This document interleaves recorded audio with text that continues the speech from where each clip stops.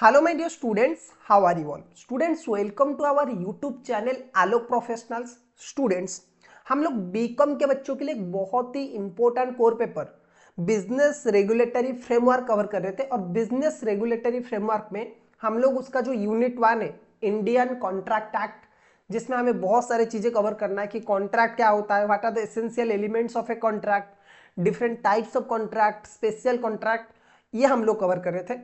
अभी तक हमने सिर्फ एक ही क्लास कवर किया है जिसमें हम लोगों ने कवर किया है कि भाई कॉन्ट्रैक्ट क्या होता है, कॉन्ट्रैक्ट के elements like agreement and enforceability, agreement क्या होता है, प्रॉमिस क्या होता है, इतना ही हम लोगों ने कवर किया है। ठीक है, अब चलो आज हम लोग क्या कवर करने वाले हैं सर?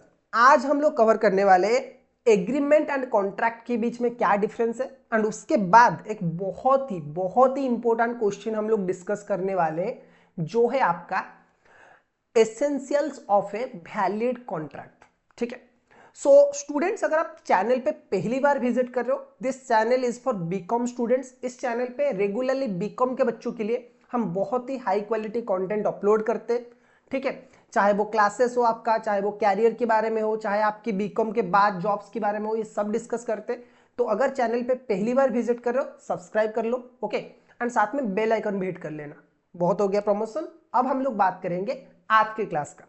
तो अभी तक हम लोगों ने सर क्या क्या कवर किया है? अभी तक हम लोगों ने कॉन्ट्रैक्ट क्या होता है वो कवर किया था, ओके।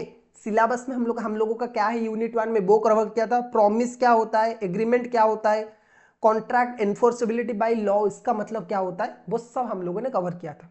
अगर थोड़ा सा मैं सिंपली रिवाइज करूं, हम लोगों ने पढ़ा था कॉन्ट्रैक्ट क्या होता है सर। कॉन्ट्रैक्ट क्या होता है sir? Contract means an agreement enforceable by law, एक एग्रीमेंट जो कि लीगली एनफोर्सेबल हो सकता है, लीगली एनफोर्सेबल है, उसे हम बोलते हैं contract. Now question is sir what is agreement? Agreement क्या है? एग्रीमेंट मीन्स प्रॉमिस और सेट ऑफ प्रोमिसेस, प्रॉमिस और set of promises forming consideration for each other.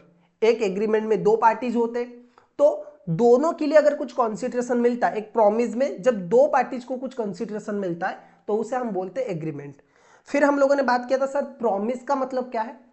Promise का मतलब क्या है? प्रॉमिस का definition, when the person to whom the proposal और offer is made signifies his assent thereto the proposal is said to be accepted. जब आप किसी को कोई ऑफर देते हो या फिर प्रपोजल देते हो और सामने वाला पार्टी, सामने वाला पर्सन, जिस पर्सन को आपने ऑफर दिया है, वो अगर अपना कंसेंट या फिर उसे एक्सेप्ट करता है, अपनी मत वहां पे रखता है, तो उसे हम बोलते हैं कि ऑफर एक्सेप्टेड हो गया।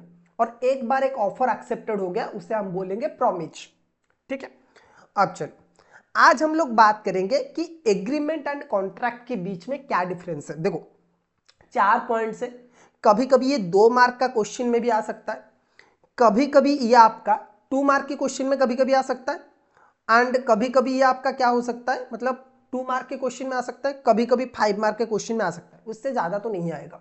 ठीक है, so sir what is the difference between agreement and contract? Contract and agreement में क्या डिफरेंस है? ध्यान से देखिए, कॉन्ट्रैक्ट एंड एग्रीमेंट में क्या डिफरेंस है। सबसे पहला डिफरेंस जो है वो है मीनिंग में, ओके। एग्रीमेंट का मतलब क्या है?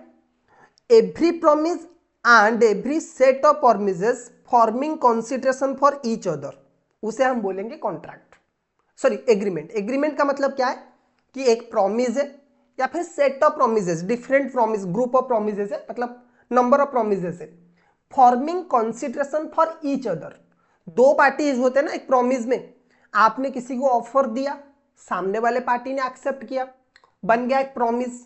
अब नंबर ऑफ प्रॉमिसेस और एक प्रॉमिस या फिर ग्रुप ऑफ प्रॉमिसेस को हम बोलेंगे क्या? ऑफर, सॉरी हम क्या बोलेंगे? एग्रीमेंट।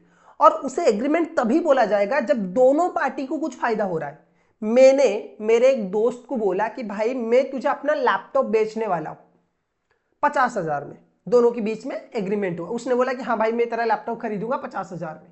तो हुआ क्या, मैं उसे लैपटॉप दे रहा हूं, बदले में वो मुझे 50,000 दे रहा है, तो दोनों को बेनिफिट मिल रहा है, दोनों को फायदा मिल रहा है, तो उसे हम बोलेंगे एग्रीमेंट। सो एवरी प्रॉमिस और every set of promises, every promise और every set of promises forming consideration for each other, उसे हम बोलेंगे एग्रीमेंट। तो एग्रीमेंट का मतलब क्या है? Promise plus consideration. एग्रीमेंट का मतलब क्या है? Promise plus consideration, right. चलो सर अच्छा, कॉन्ट्रैक्ट का मतलब क्या है, ऑलरेडी हम लोगों ने डिस्कस किया था, एग्रीमेंट एनफोर्सेबल बाय लॉ। सो अगर कोई एग्रीमेंट लीगली एनफोर्सेबल है तो उसे हम बोलेंगे contract. So agreement enforceable by law उसे हम बोलेंगे कॉन्ट्रैक्ट। अच्छा, स्कोप का मतलब सर क्या है, मतलब एग्रीमेंट का स्कोप क्या है और कॉन्ट्रैक्ट का स्कोप क्या है। देखो, it is a wider term including both legal and social agreement. Okay, अब एग्रीमेंट जो है ना, एग्रीमेंट दो तरह की हो सकता है। कॉन्ट्रैक्ट मतलब कॉन्ट्रैक्ट वाला हो सकता है, लीगल हो सकता है। एग्रीमेंट दो तरह के हो सकते हैं, एक लीगल हो सकता है और एक हो सकता है सोशल एग्रीमेंट। तो एग्रीमेंट का जो स्कोप है वो बहुत बड़ा है, किसी भी चीज के लिए दोनों पार्टीज के बीच में एग्रीमेंट हो सकता है। ओके, बट अगर हम उसे कॉन्ट्रैक्ट बोलेंगे, कॉन्ट्रैक्ट हम तब भी बोलेंगे जब वो लीगली एनफोर्सेबल हो, यानी कि जो लीगल एग्रीमेंट्स होते हैं उससे ही कॉन्ट्रैक्ट बोला जाता है, या फिर वो ही कॉन्ट्रैक्ट के डेफिनेशन में आ सकते हैं। एग्रीमेंट दो टाइप के हो सकते हैं, सोशल एंड लीगल। अब सोशल एग्रीमेंट्स कॉन्ट्रैक्ट है नहीं। अगर कोई एग्रीमेंट लीगली एनफोर्सेबल है, लीगली आप उस एग्रीमेंट के अगेंस्ट में एक्शन ले सकते हो, then that is your contract. So contract का स्कोप जो है वो बहुत नैरो है, एग्रीमेंट का स्कोप वाइडर है, राइट। चलो sir, legal obligation. Legal obligation की अगर मैं स्टूडेंट्स बात करूं, it may not create legal obligation and agreement does not always grant right to the parties. जैसे मैंने बोला कि लीगल एग्रीमेंट भी हो सकता है और सोशल एग्रीमेंट भी हो सकता है। तो अगर कोई सोशल एग्रीमेंट है तो वो कोई लीगल बाइंडिंग और लीगल लाइबिलिटी क्लियर नहीं करेगा। लेकिन अगर कोई कॉन्ट्रैक्ट है तो वो कॉन्ट्रैक्ट तभी उसे हम बोलेंगे जब एक लीगल एग्रीमेंट है। Necessarily create a legal obligation, a contract always grant certain rights to every parties. क्योंकि ये एग्रीमेंट का ही एक पार्ट है, कॉन्ट्रैक्ट क्या है, एग्रीमेंट का ही एक पार्ट है। बट लीगल एग्रीमेंट्स अगर उसकी लीगल बाइंडिंग है तो उसे ही हम कॉन्ट्रैक्ट बोलते हैं। लेकिन एग्रीमेंट में कोई भी एग्रीमेंट आ सकता है, सही है। चलो, नेचर की अगर मैं बात करूं, all agreements are contract not contract but all contracts are agreement. Sir क्या लाइन बोला है, बिल्कुल सर। देखो, क्योंकि एग्रीमेंट में सोशल और लीगल दोनों आते हैं, तो all agreements are not contract, क्योंकि social agreements are not contract, only legal agreements are contract. So इसीलिए all agreements are not contract but all contract और every contract is an agreement. क्योंकि अगर एग्रीमेंट होगा और उसका लीगल एनफोर्सिबिलिटी होगा तभी तो सर वो कॉन्ट्रैक्ट बनेगा ना। कॉन्ट्रैक्ट दो चीजों से बनता है, एग्रीमेंट प्लस एनफोर्सिबिलिटी। तो एग्रीमेंट होगा तभी वो कॉन्ट्रैक्ट होगा, इसीलिए every contract is an agreement. Point clear. I hope को आपको यह डेफिनेशन याद रहेगा। चलो सर, अब बात करते हैं सबसे ज्यादा इंपॉर्टेंट क्वेश्चन। सर कौन सा वाला, हर एक सेमिस्टर में, हर एक इंटरनल में पहला क्वेश्चन आपको पूछा जाएगा, that is sir what are the essentials of a valid contract. एक एसेंशियल, वैलिड कॉन्ट्रैक्ट का क्या एसेंशियल्स है, what are the essentials of a valid contract. Okay, तो आज की क्लास में हम मेनली इसी के ऊपर फोकस करेंगे। 10-12 पॉइंट है और एक लॉन्ग क्वेश्चन आपके एग्जाम में आ सकता है। यही क्वेश्चन आपका 5 मार्क आ सकता है और 8 मार्क आ सकता है। What are the essentials of a valid contract, मतलब एक वैलिड कॉन्ट्रैक्ट के लिए, एक लीगल कॉन्ट्रैक्ट के लिए क्या क्या कैरेक्टरिस्टिक्स उस कॉन्ट्रैक्ट में होना चाहिए। चलो, एक टेबुलर फॉर्मेट के थ्रू हम लोग से मतलब समझेंगे इसे। इंडियन कॉन्ट्रैक्ट एक्ट जो है आपका, इंडियन कॉन्ट्रैक्ट एक्ट 1872, उसका सेक्शन 10 आपको बोलता है कि कॉन्ट्रैक्ट में क्या क्या वैलिड पॉइंट्स और वैलिड चीजें होना चाहिए और वैलिड एलिमेंट्स होना चाहिए। Section 10 of Indian contract act. Sir क्या हमें सेक्शन याद रखना है, बिल्कुल भी नहीं। बीकॉम लेवल में आपको सेक्शन याद रखने की कोई जरूरत नहीं है। ओके, सो आज given by section 10 of Indian contract act, section 10 के अंतर्गत इंडियन कॉन्ट्रैक्ट एक्ट में भाई ये 6 चीजें होना चाहिए किसी भी एग्रीमेंट को कॉन्ट्रैक्ट बनने में। सर क्या है, पहला चीज है एग्रीमेंट होना चाहिए, दूसरा चीज है फ्री कॉन्सेंट होना चाहिए, दोनों पार्टी अपने पूरे मन से, अपने कोई बिना प्रेशर में, बिना किसी प्रेशर में उस कॉन्ट्रैक्ट में इन्वॉल्व होना चाहिए। कॉम्पिटेंस ऑफ द पार्टीज, दोनों पार्टीज लीगली कॉम्पिटेंस होना चाहिए। कोई पागल के साथ आपने कॉन्ट्रैक्ट कर लिया जिसका मेंटल हेल्थ सही नहीं है, या फिर कोई बीमार है उस टाइम पे उसके साथ आपने कॉन्ट्रैक्ट किया है, किसी बच्चे के साथ आपने कॉन्ट्रैक्ट किया है, these are not valid contract. Okay, उसके बाद लॉफुल कॉन्सिडरेशन। ओके, कॉन्सिडरेशन एक होना चाहिए, लीगल ऑब्जेक्ट। ओके, उसके बाद not expressly declare to be void, ये भी हम लोग डिस्कस करेंगे। ओके, तो ये 6 पॉइंट होना चाहिए आपका। अच्छा, इसके बाद भी कुछ पॉइंट्स है जो कि सेक्शन 10 में नहीं दिया है, लेकिन these are also necessary for a valid contract. Okay, these are also necessary for a valid contract. ये सारे पॉइंट्स तो सर हमारा सेक्शन 10 में दे रखा है, लेकिन कुछ ऐसे भी पॉइंट्स है जो कि सेक्शन 10 के अलावा नेसेसरी है to make a contract valid. तो सर ये कौन से, देखो, नंबर 1 कि सर 2 लोग होना चाहिए, 2 parties. Number 2, intention to create legal relationship, intention to create legal relationship, यानी कि दोनों पार्टीज का इंटेंशन ही होना चाहिए कि हम एक लीगल रिलेशनशिप बनाएंगे। ओके, थर्ड नंबर बोल रहा है फुलफिलमेंट ऑफ लीगल फॉर्मेलिटीज, दोनों लीगल फॉर्मेलिटी जितने भी है वो फुलफिल होना चाहिए। Certainty of meaning, okay, meaning, certainty of meaning मतलब दोनों को एक चीज का सिमिलर मीनिंग पता होना चाहिए। और लास्ट है पॉसिबिलिटी ऑफ परफॉर्मेंस। ये हर एक चीज को हम लोग डिटेल में डिस्कस करने वाले। टोटल 11 पॉइंट्स होने वाला है और वो 11 पॉइंट हम 1 बाय 1 डिस्कस करेंगे। चलो, सबसे पहला चीज जो है कि सर एग्रीमेंट होना चाहिए, essential of a valid contract. Sir what is the first point, agreement. Sir agreement का मतलब कि भाई देखो, एग्रीमेंट के बिना तो कोई कॉन्ट्रैक्ट हो नहीं सकता, तो इसीलिए agreement is the basic necessary thing, और agreement is the most important thing मैं बोलूंगा। एग्रीमेंट का बिना कॉन्ट्रैक्ट नहीं हो सकता। So an agreement is the first essential element of a valid contract. According to section 2 subsection according to section 2 clause E of the Indian Contract Act 1872, every promise or set of promises forming consideration for each other is an agreement. Agreement का definition यहाँ पे लिखा गया है। And according to section B, a proposal when accepted become a promise. Okay, and agreement is the outcome, is an outcome of offer and acceptance for consideration. तो sir ये हमें लिखना है, बिल्कुल आपने ये लिखा कि एग्रीमेंट क्या होता है। भाई एग्रीमेंट, कोई भी कॉन्ट्रैक्ट एग्रीमेंट के बिना नहीं हो सकता। Contract is an agreement enforceable by law. तो पहला चीज तो ये कि N agreement is the first essential element of a contract. Okay sir, ये जो आपने कभी कभी स्पेलिंग मिस्टेक किया, ये कैसा है, टाइपिंग मिस्टेक है। आप लोगों को जब नोट्स मिलेगा तो अच्छा मिलेगा, ठीक है, don't worry about that. So an agreement is the first essential element of a valid contract. According to section 2 subsection, according to section 2 clause E of the Indian Contract Act 1872, every promise and set of promises forming consideration for each other is an agreement. Agreement का मतलब क्या है?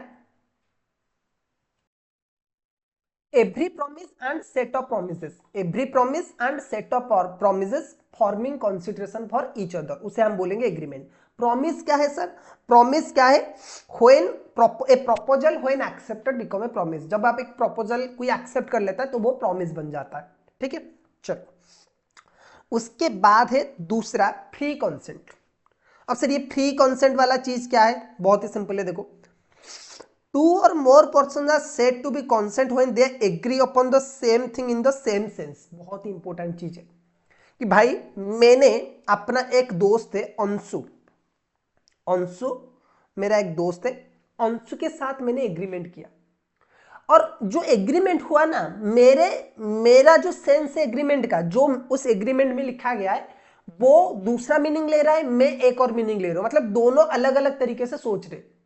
Agreement में एक चीज लिखा हुआ है, उसका मतलब वो एक अलग चीज इंटरप्रेट कर रहा है, और मैं उसका मतलब अलग चीज इंटरप्रेट कर रहा हूं। तो यहां पे एक दो चीजें होना चाहिए कि भाई कंसेंट जो है ना वो फ्री होना चाहिए। मतलब जो एग्रीमेंट के लिए आपका जो इच्छा है, या फिर एग्रीमेंट के लिए कंसेंट का मतलब क्या है, जो आपने प्रॉमिस, जो आपका क्या है, जो आपका एक्सेप्टेंस है, ओके, एग्रीमेंट के लिए जो आपने हाँ किया है, वो आपका हाँ किसी दबाव में नहीं होना चाहिए।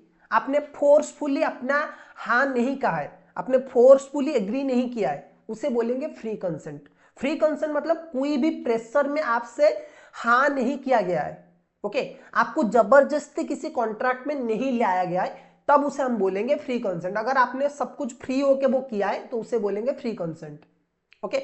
उसके साथ साथ when they agree upon the same thing in the same sense, इसका मतलब क्या है कि भाई दोनों ने हाँ किया है लेकिन दोनों का मीनिंग भी एक ही, उस कॉन्ट्रैक्ट में, उस एग्रीमेंट में जो भी लिखा गया है उस एग्रीमेंट का मीनिंग दोनों ने सही समझा है और दोनों ने एक ही चीज समझा है।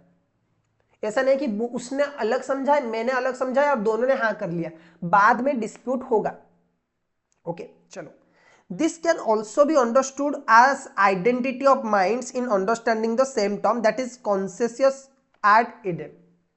consensus ad idem का मतलब ये एक लीगल टर्म है, ये जो लीगल टर्म है आपके आंसर में, सर इसे आपने क्यों हाईलाइट किया है, बहुत ही सिंपल चीज है, देखो कि लॉ में जब आप अपना आंसर शीट लिख रहे हो ना, ऐसे पेपर में जब आप बीकॉम हो चाहे सीए हो चाहे सीएम हो, इन सब चीजों में जब आप अपना आंसर लिख रहे हो तो आपको एक चीज हमेशा याद रखना है, you have to include certain keywords, you have to include certain keywords in your answer sheet. तो जो एग्जामिनर है उसको मार्क देने में, असाइन करने में इजी हो जाएगा कि भाई हाँ बच्चे को लॉ के बारे में कुछ तो पता है। ऐसा ही नहीं है कि आपने बीकॉम में गए कुछ भी लिख लिया, पेपर फुल कर लिया, फिर देके आगे, फिर आप बोलोगे कि भाई हमें तो मार्क नहीं मिलता, हमारा ग्रेड अच्छा नहीं है। ग्रेड को छोड़ दो, फॉरगेट अबाउट ग्रेड्स। कोई अगर आपको कल जॉब में पूछ लेगा ना, आपको बहुत बड़ा इंसल्ट हो जाएगा कि भाई कॉमर्स करके कोई फायदा नहीं है, कॉमर्स में बच्चे सिर्फ बर्बाद ही होते। और मैं बोलूंगा कि चाहे मैं उड़ीसा में भी वही देखता हूं, अदर स्टेट में भी वही है, कुछ स्टेट को अगर हम एक्सक्लूड कर ले, कि कॉमर्स का हालत इतना खराब इस वजह से क्योंकि उनके बच्चे सीरियस नहीं है। सबसे खराब बच्चा कौन कॉलेज में, कौन सी स्ट्रीम का, कॉमर्स। सबसे घटिया बच्चे कौन है, कॉमर्स के। सबसे दादागिरी वगैरह कौन करते हैं, तोड़फोड़ कौन करते हैं, कॉमर्स वाले। They are not serious about their career. ये बहुत ही सिंपल सा टर्मिनोलॉजी जो कि पूरे मार्केट में चल रहा है और इसे आप लोगों को ही सुधारना है।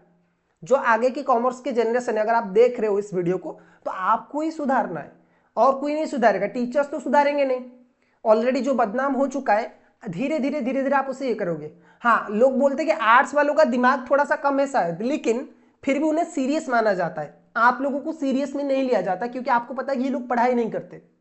चलो, सो कॉन्सेंसस एड इडियम का मतलब क्या है कि भाई फ्री कॉन्सेप्ट होना चाहिए, फ्री कॉन्सेंट होना चाहिए, आइडेंटिटी ऑफ माइंड होना चाहिए, दोनों का दिमाग, दोनों का थॉट सेम होना चाहिए, ओके।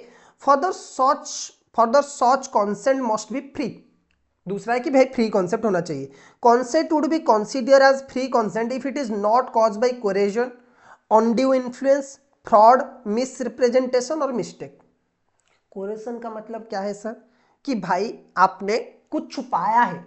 मेरे दोस्त अंशु के साथ एग्रीमेंट किया, लेकिन मैंने कुछ टर्म्स, कॉन्ट्रैक्ट के कुछ टर्म्स ना हाइड कर लिए, उसे बताया नहीं पूरा चीजें, और वो उस बेचारा ने साइन कर लिया।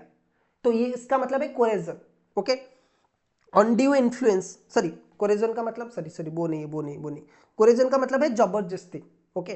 कोरेजन का मतलब है by force, okay. Undue influence अगर आपने कुछ झूठ मूठ का बोल के उसे ले लिया है। कोरेजन का मतलब है बाय फोर्स, मैंने अंशु के दिमाग में गन लगाया कि भाई साइन कर वरना ठोक दूंगा तुझे अभी के अभी, उसका मतलब है कोरेजन, ओके। कोरेजन का मतलब क्या है कि भाई अगर आपने किसी से फोर्सफुली वो लिया है, अगर कॉन्ट्रैक्ट आपने फोर्सफुली साइन किया है तो वो है कोरेजन। अनड्यू इन्फ्लुएंस का मतलब क्या है, अनड्यू इन्फ्लुएंस का मतलब आपने सच नहीं बताया या फिर उसे ज्यादा बेहला फुसला के जो होता है ना, बेहला फुसला के उसे साइन कर लाई। फ्रॉड मतलब आपने कुछ छुपाया, उसके साथ फ्रॉड किया है, उससे पूरा स्टेट मतलब पूरा एग्रीमेंट का पूरा जो डिटेल है वो नहीं दिया है। मिस प्रेजेंटेशन, आपने गलत तरीके से मतलब उसे झूठ बोला या फिर फैक्ट्स को आपने छुपा दिया, जो ओरिजिनल फैक्ट है वो पूरा नहीं बताया आपने, आधा अधूरा बताया उसके बाद। और मिस्टेक में वो बिजी था, अपनी गर्लफ्रेंड के साथ बात कर रहा था, मैंने बोला कि भाई ये साइन कर ले, साइन कर लिया। प्यार में लोग अंधा होते हैं ना, साइन कर लिया उसने। सो कोरेजन मतलब बाय फोर्स, कि भाई वही फोर्स में फोर्सफुली आपने ले लिया उसे। अनड्यू इन्फ्लुएंस का मतलब क्या है कि आपने झूठ मूठ के उसको मतलब बहला फुसला के वो ले लिया है आपने। फ्रॉड मतलब उसके साथ धोखा किया है आपने, गलती से साइन कर लिया, कुछ भी आपने किया, साइन कर लिया। मिस प्रेजेंटेशन मतलब उसे मतलब जो कॉन्ट्रैक्ट में है ओरिजिनली आपने प्रेजेंट नहीं किया, ठीक है, उससे कुछ फैक्ट आपने छुपाया है, या फिर मिस्टेक मतलब जब वो बिजी था तब उस बाय मिस्टेक उसने साइन कर लिया। तो अगर ये सब हुआ है ना, these are not treated as free consent. Free consent में ये सब चीजें नहीं आएगा। ओके, चलो देखो क्या है। A who owns 2 cars is selling red car to B. B think he is purchasing the black car. There is no conscience of ad idem and hence no contract. Okay. To determine conscious ad idem, the language of the contract should be clearly drafted. Thus, if A says B, will you buy my red car for 3 lakh? B says yes to it. There is said to be conscious ad idem, that is the meaning is taken in the same sense by both the parties.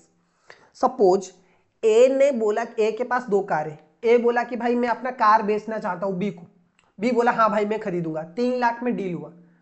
अब B को लग रहा है कि भाई मैं red मतलब मैं ब्लैक कलर कार खरीदूंगा, और A को लग रहा है कि रेड कलर बेच दूंगा। तो दोनों, एक पार्टी सोच रहा है कि मैं ब्लैक खरीदूंगा और एक पार्टी सोच रहा है कि भाई मैं रेड बेचूंगा। दोनों का दिमाग सही नहीं है, दोनों का सेंस सही नहीं है, दोनों का सोचना सही नहीं है। दैट्स वाई मैं बोलूंगा कि ये जो है कॉन्शियस एड इडेम नहीं है। मतलब यहां पे फ्री कॉन्सेप्ट नहीं आएगा, या फिर कॉन्शियस मतलब सेम क्लैरिटी ऑफ थॉट्स और आइडेंटिटी ऑफ द थॉट्स नहीं है। ओके, चलो उसके बाद बात करेंगे। उसके बाद जो है to determine conscious ad idem the language of the contract should be clearly directed. Sir conscious ad idem कैसे होगा सर? अगर आपने लैंग्वेज को सही तरीके से ड्राफ्ट किया है आपने। जब ए ने बोला, भाई ए ने बोला कि भाई मेरे पास 2 कार है, I want to sell the red car for 3 lakh. A के पास 2 कार है, उसने बोला कि भाई I want to sell the red car only, and B ने बोला कि हाँ मैं खरीदूंगा, यस बोला। तो यहां पे भाई बी को पता है कि रेड कलर कार ए बेचने वाला है और मैं वही खरीदूंगा। तो यहां पे कॉन्सेप्ट ऑफ माइंड है, और अगर यहां पे बी ने एग्री किया है तो ये एक वैलिड कॉन्ट्रैक्ट बन जाएगा। चलो उसके बाद देखो क्या है यहां पे। हाँ, A threaten to shoot B, A threaten to shoot B if he does not lend him 2 lakh rupees. भाई ए ने बी को धमकाया कि भाई तुझे गोली मार दूंगा अगर तूने मुझे 2 लाख रुपए नहीं दिया। Okay, and B agrees to it. B बेचारा कुछ नहीं कर पाया, गन पॉइंट पे है, और उसने मान लिया कि 2 लाख रुपए देना है तुझे। Here the agreement is enter in under coercion, क्योंकि बाई फोर्स लिया गया है, and hence not a valid contract, और ये एक वैलिड कॉन्ट्रैक्ट नहीं है। ओके, उसके बाद हम लोग चलते सर कैपेसिटी ऑफ पार्टीज। तो 2 पॉइंट हम लोगों का हो गया, 1 is your agreement and second is your free consent, third number is your capacity of the parties.